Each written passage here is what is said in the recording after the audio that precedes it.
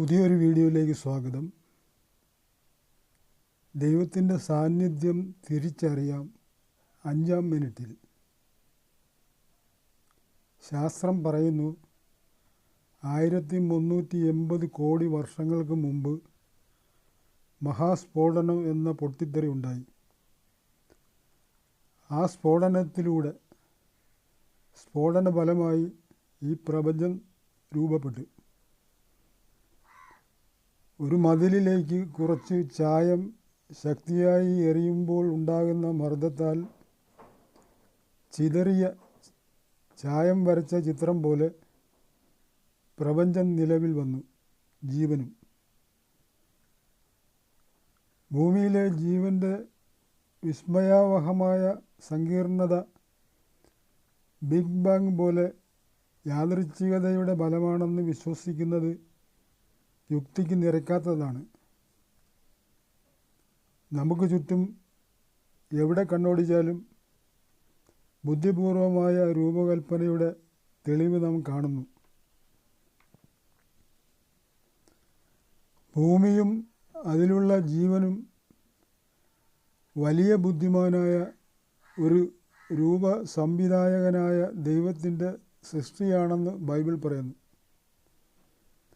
അതുകൊണ്ട് ദൈവത്തിൻ്റെ അസ്തിത്വം മാത്രമല്ല, ദൈവത്തിൻ്റെ ഗുണങ്ങളും ദൈവത്തിൻ്റെ പ്രവൃത്തികളാൽ ബുദ്ധിക്ക് തെളിവായി വെളിപ്പെട്ടു വരുന്നു.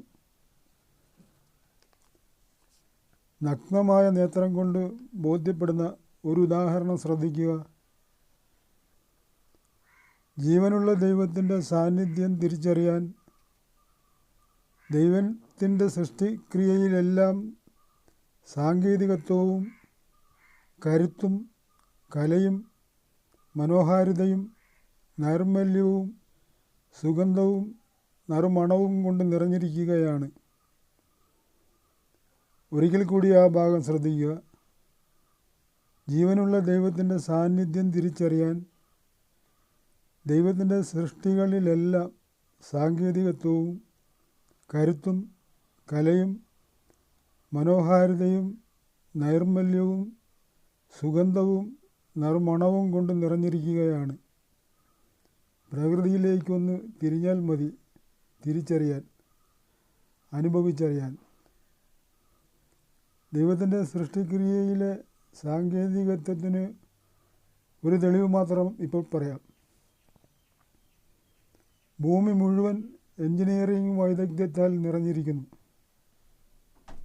ഒരു ചെടി വളരുന്നതനുസരിച്ച് ഭൂമിയോട് ചേർന്ന ഭാഗം, അതായത് വൃക്ഷത്തിൻ്റെ ചുവട്, കൂടുതൽ വലിപ്പത്തിലും കരുത്തിലും വളരുന്നു. മുകൾ ഭാഗം നേർത്ത് ലോലമായ ഒരു ചില്ലയായിരിക്കും. മറിച്ചായിരുന്നുവെങ്കിലോ, അതായത് മുകളിലെ നേർത്ത ഭാഗം മണ്ണിലായിരുന്നുവെങ്കിലോ വൃക്ഷം മറിയും. ഭാരം താങ്ങാൻ വൃക്ഷത്തിൻ്റെ തടിക്ക് കഴിയാതെ വൃക്ഷം നശിക്കും. ഇനി വശങ്ങളിലേക്ക് വൃക്ഷത്തിൻ്റെ ശിഖരം വളരുന്നത് ശ്രദ്ധിച്ചാൽ മാതൃസസ്യത്തോട് ചേർന്ന ശിഖരത്തിൻ്റെ ഭാഗം കൂടുതൽ വലിപ്പത്തിലും കരുത്തിലും വളരുന്നു. ശിഖരത്തിൻ്റെ അഗ്രം നേർത്ത ലോലമായ ചില്ല വെറും ചില്ലയായിരിക്കും.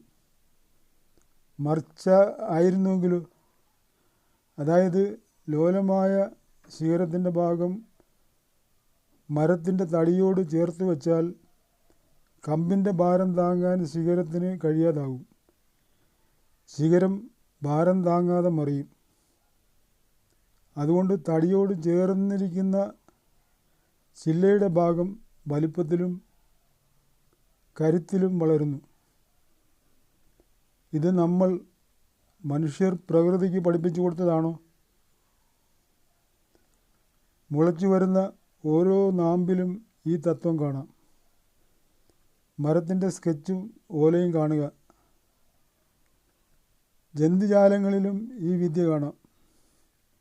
മനുഷ്യൻ്റെയും മറ്റ് ജന്തുജാലങ്ങളിലും ഈ തത്വം തന്നെ. കൈകാലുകൾ ശരീരത്തോട് ചേർന്ന ഭാഗം കൂടുതൽ കരുത്തിലും വലിപ്പത്തിലും വിരലുകളുടെ അഗ്രഭാഗം നേർത്തതായിരിക്കും. മറ്റു ഭാഗങ്ങളിലും ഇത്തരം മെക്കാനിക്കൽ അഡ്വാൻറ്റേജ് കാണാം. സൃഷ്ടിയിലെ സാങ്കേതിക വിദ്യ പലതുണ്ട്. അതിലൊന്നു മാത്രമേ ഞാൻ പറയാൻ ശ്രമിച്ചുള്ളൂ. കണ്ണു തുറന്നു പ്രകൃതിയിലേക്ക് നോക്കിയാലാണ് കാണാവുന്ന സൃഷ്ടിയിലെ സാങ്കേതിക വിദ്യ ഒന്ന് മാത്രമാണ് പറയാൻ ശ്രമിച്ചത്. മനുഷ്യൻ്റെയും മറ്റ് ജീവജാലങ്ങളുടെയും അവയവങ്ങളുടെ പ്രവർത്തനം അതിലും മേലെയാണ്. കണ്ണു തുറന്ന് പ്രകൃതിയിലേക്കൊന്ന് നോക്കിക്കേ. ബുദ്ധിമാനായ ഒരു നിർമ്മാതാവിനെ കാണുന്നില്ലേ? അതുല്യനായ ഒരു രൂപ സംവിധായകനും വലിയ എഞ്ചിനീയറുമായ നമ്മുടെ സൃഷ്ടാവായ യഹോവയാം ദൈവത്തെ. വീഡിയോ ഇഷ്ടപ്പെട്ടാൽ സബ്സ്ക്രൈബ് ചെയ്യണേ.